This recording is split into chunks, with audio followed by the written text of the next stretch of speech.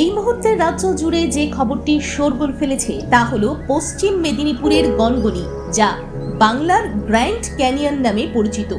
সেটি সম্প্রতি জিও হেরিটেজ স্বীকৃতি লাভ করেছে। আর এই খবর প্রকাশিত হতেই পর্যটক মহলে ব্যাপকভাবে সাড়া ফেলেছে।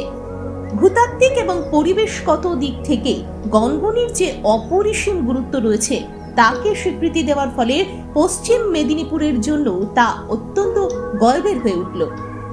এবার জানা যাক গনগনি কি, কোথায় অবস্থিত।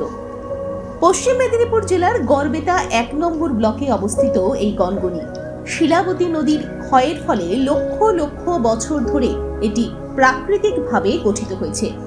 এর লালচে বেলে পাথরের খাড়া দেওয়াল এবং বিচিত্র ভূমিরূপ এক অসাধারণ দৃশ্যের সৃষ্টি করে, যা মার্কিন যুক্তরাষ্ট্রের গ্র্যান্ড ক্যানিয়নের ক্ষুদ্র সংস্করণ বলা হয়ে থাকে।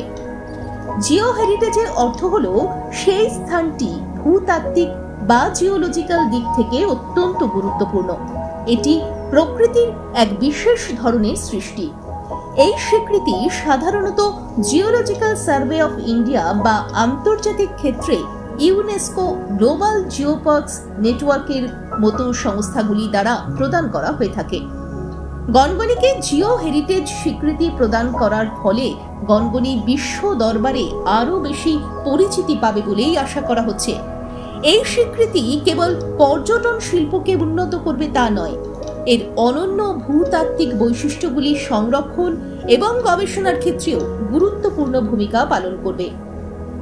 সর্বোপরি বিশেষজ্ঞদের মতে এটি ভূতাত্ত্বিক গবেষণা ও শিক্ষায় একটি মডেল স্থান হিসেবে কাজ করবে।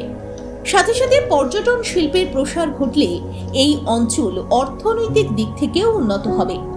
রাজ্য সরকার এবং স্থানীয় প্রশাসন এই স্বীকৃতিকে সাধুবাদ জানিয়েছেন।